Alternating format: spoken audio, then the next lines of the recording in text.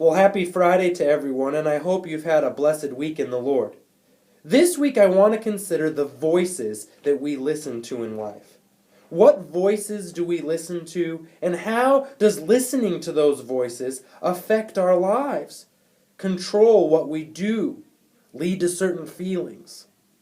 What voices do you hear the most? What voices do you listen to the most? You know, this time of year with the political presidential race going on, maybe we hear a lot more voices than we're used to.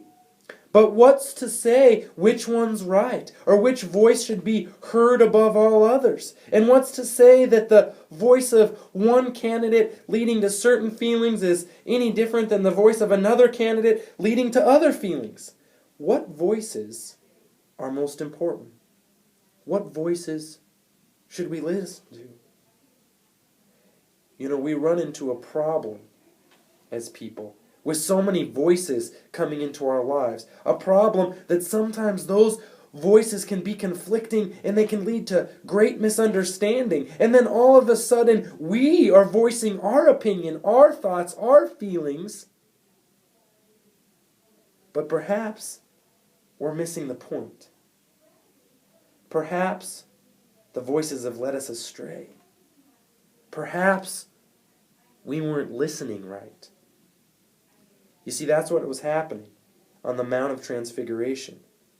You see, Jesus went up there with Peter and some other disciples, and Peter was so concerned about his voice and what he felt and what he thought was right that he was missing the point. And suddenly, the voice of God came from the cloud and said, "This is my Son. Listen to him." That's a very profound message. Listen to Jesus. Forget all the other noise, forget all the other voices, but listen to Jesus, the Lord and Savior of the universe. Listen to his voice, because his voice is above all others.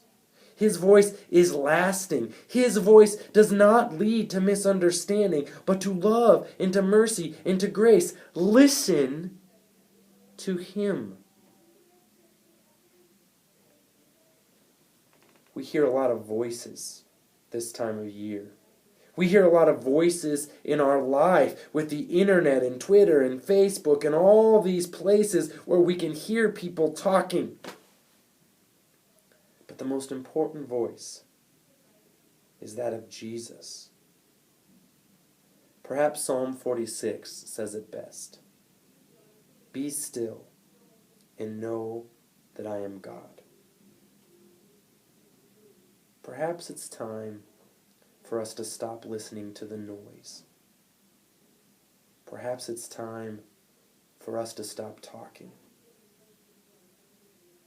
Maybe, just maybe, it's time for us to start listening to him.